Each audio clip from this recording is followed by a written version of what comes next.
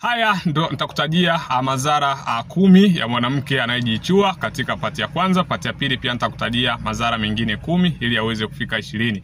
Madhara ya mwanamke anayepiga punyeto, madhara namba 1 ni kupoteza kibali chako. Unapopiga punyeto basi kibali chako unakuwa umekipoteza. Lakini kupoteza vitu vya maana maishani, unapokuwa unajitomasa mwenyewe, kuna vitu unavipoteza. Mahusiano kuvunjika na kusumbuana, lakini pia uchumi kuwa mgumu kupita kiasi. Unapokuwa unajichua basi kuna namna ambavyo inashusha hata hamu yako ya kufanya kazi. Lakini kupoteza kazi, fursa na bahati.